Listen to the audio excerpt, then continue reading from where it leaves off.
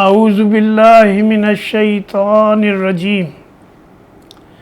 بسم اللہ الرحمن الرحیم افآمن اہل القری ان یأتیہم بأسنا بیاتا وہم نائمون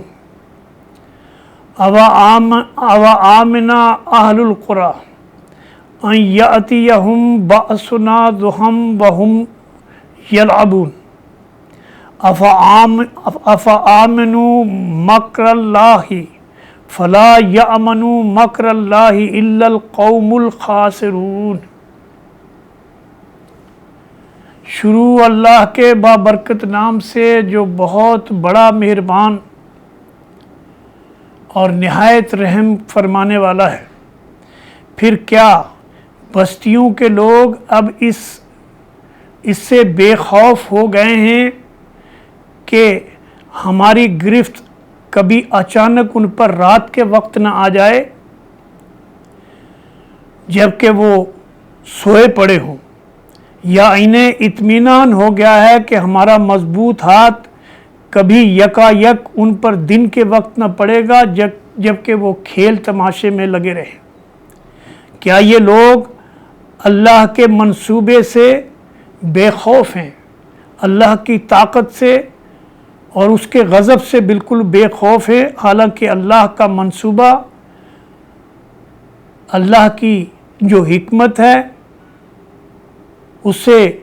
وہی قوم بے خوف ہوتی ہے جو تباہ ہونے والی ہوتی ہے۔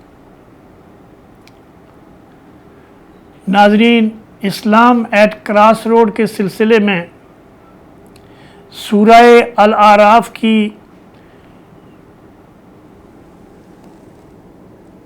11ویں رکوع کی آیت نمبر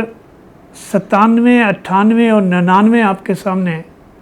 تلاوت کی ہے اور اس کا اردو ترجمہ بھی پیش کیا۔ اس میں اللہ تبارک و تعالی انسانوں سے،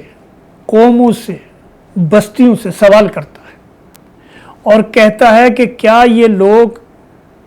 اللہ کی طاقت سے اور اس کی حکمت سے بے خوف ہیں؟ یہ کیا سمجھتے ہیں کہ اللہ ان کو اگر عذاب میں پکڑ لے ایسے حال میں جب وہ سو رہے ہوں،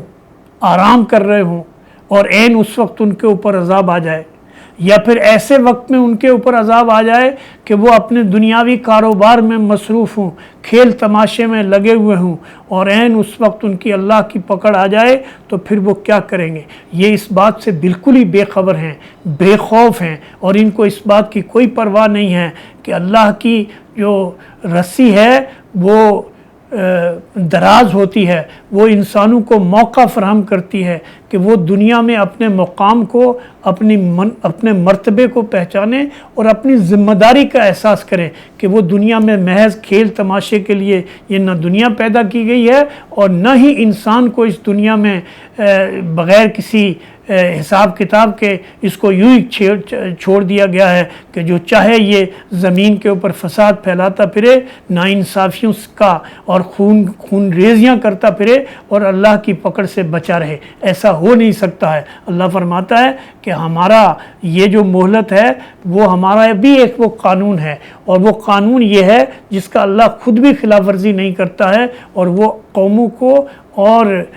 بستیوں کو اور لوگوں کو موقع دیتا ہے سنبھلنے کا، پیغمبروں کے ذریعے ان کو ہدایت کی تعلیم کی طرف بلاتا ہے، اور پھر جب وہ اس سے بے پرواہ ہو جاتے ہیں تو پھر اللہ تعالیٰ کا غضب ان کے اوپر نازل ہوتا ہے، اور وہ غضب ایسا ہوتا ہے کہ پھر انسان اس سے بچت نہیں کر سکتا، بچ نہیں سکتا، چاہے وہ سوتے میں عذاب ان کے اوپر آ جائے یا دن میں اس وقت آ جائے جب وہ اپنے پورے پیک کے اوپر ہوں،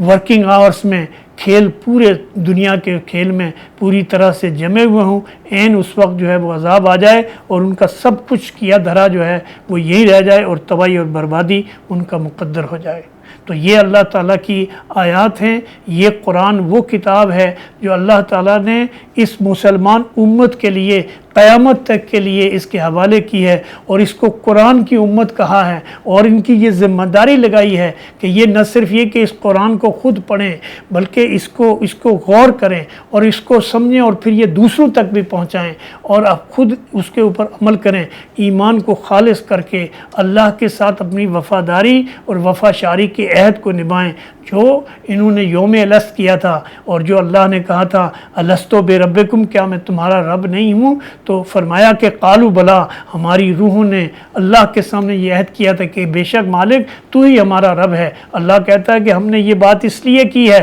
یہ عہد اس لیے لیا ہے کہ کل جب تم شرک کرنے لگو، کب زمین کے اوپر فساد پھیلانے لگو اور اس کے جرم میں تمہیں پکڑ لوں، تو پھر یہ نہ کہو کہ یہ کام ہمارے آباء و اجداد نے کیا تھا۔ ہر ایک انسان کی یہ ذمہ داری ہے، بائی انٹیوشن، یہ اس کی فطرت میں اللہ نے داخل کر دی ہے، ایمان کی بات، توحید کی بات، اللہ کے ساتھ وفاداری کی بات۔ اللہ سے دعا ہے اللہ تعالیٰ مجھے، آپ کو اور ساری دنیا کو اللہ کی بات کو سمجھنے، اس پر غور کرنے اور اس پر عمل کرنے کی توفیق عطا فرمائے۔ اقول قولی ھذا استغفر اللہ لی ولکم وسائر المؤمنین۔